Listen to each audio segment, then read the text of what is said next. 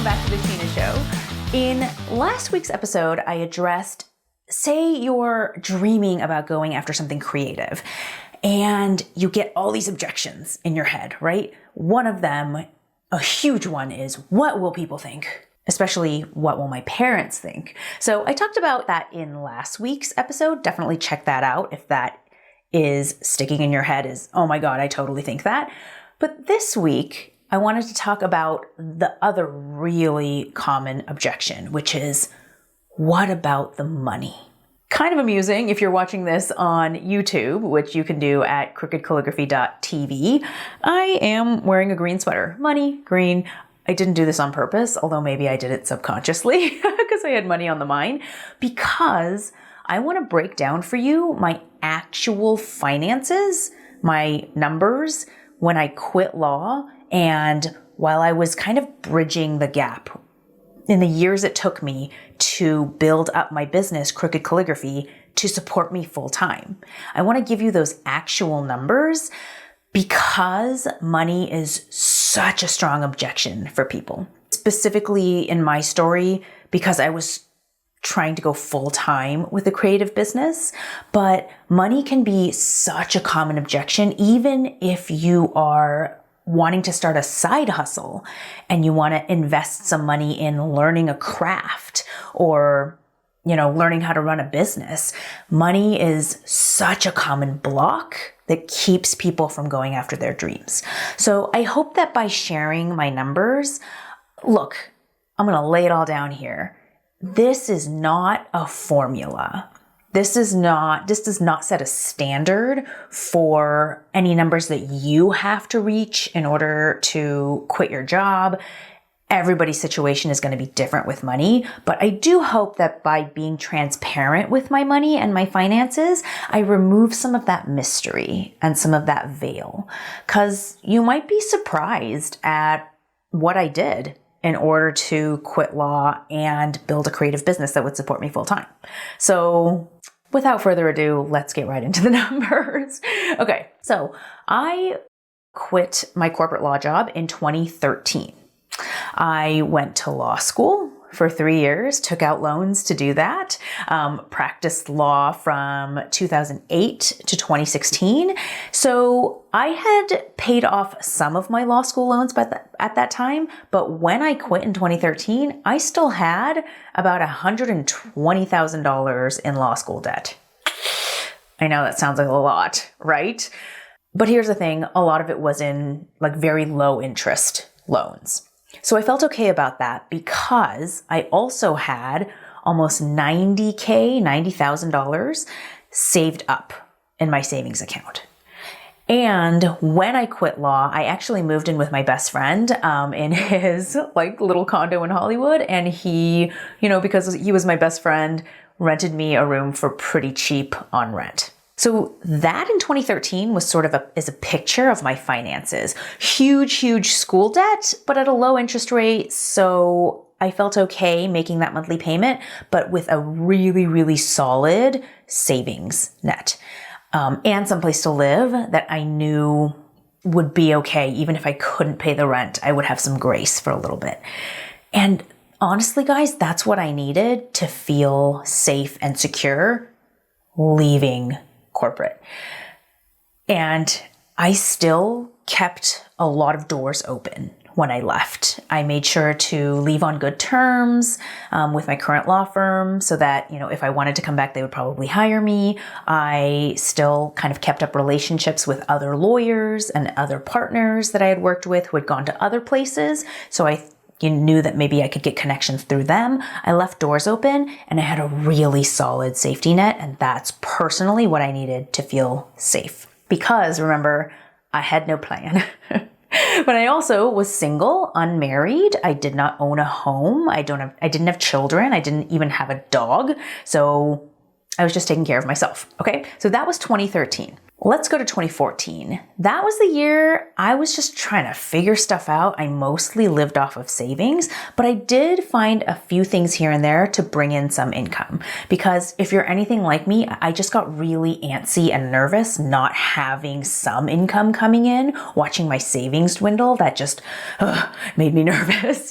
So here's what I did. I asked my law firm that I used to work at if there were any opportunities, and they actually set me up with a very temporary contract law position working with one of their clients. I had to fly back and forth to Ohio to do it, but I got paid $10,000 to do it. So that helped a lot. It also, by the way, solidified and validated my leaving the law because I absolutely hated it.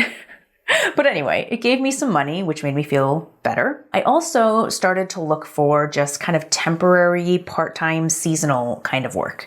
So because I had gone to a really good school, Harvard University, I got hired to help other high school kids with their college applications. So I got paid maybe $5,000 in 2014 for that. So that was 2014. That was basically it, about $15K in overall income, living mostly off of my savings. And in 2014, I wanted to mention here, tried to start a knitting business on Etsy where I would sell knitted stuff and like knitting patterns. Didn't get too far with it, made about $900 in profit. But I wanted to mention that here because, just because there's no overnight success in business. There's a lot of trial and error. So that was a part of my journey. Hey, if you're interested in learning calligraphy and you want to do it for free, I have a calligraphy workshop that I created just for you. I know how frustrating it is to buy the wrong tools, to not know how to use them, for everything coming out of your pen to look like nonsense. That's why I created this training. It's about an hour long. It shows you exactly what tools to buy, how to prep those tools, how to get started right, and how to continue practicing so that you actually get good at calligraphy. And bonus, it will tell you a little bit more about how to continue working with me if you want to learn calligraphy from me. So that's at freecalligraphyworkshop.com, all one word, freecalligraphyworkshop.com. Hope to see you inside.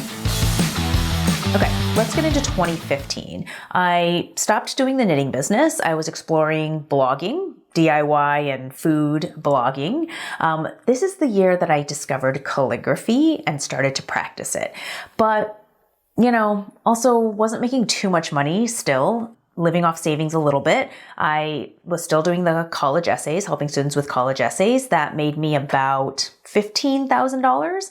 And then to get more income, I also found a second job on top of that, which was being essentially an executive assistant to a interior designer with his own firm in Los Angeles. So that made me be about $30 an hour. So I'm just saying this to tell you, in 2013, I quit law. 2015, I was working 2 jobs while I figured out what business I wanted to do, which takes me to 2016. 2016 is when I started Crooked Calligraphy, January 2016, but it definitely did not support me full time in that first year. In that first year, I made about $13,000. This is all gross revenue, top line revenue, just sales. $13,000 definitely wasn't enough for me to live on after taking out expenses and everything. So I continued to do the college essays, help out with that. That made me about $20,000. And I was also working that second executive assistant job for about $7,000. Okay, so that was 2016. 2017, I more than doubled my revenue from Crooked Calligraphy. So I made $50,000 in revenue, which was awesome for me, but I still kept that job doing college essays just to bring in a bit more income. Remember, $50,000 was what I made top line in Crooked Calligraphy, overall sales. That wasn't what I put in my pocket. So I continued to help with the college essays. That brought me about $20,000 in extra income. So we're now 4 years after quitting law, and I'm still not supporting myself full-time with my creative business. So what happened in 2018?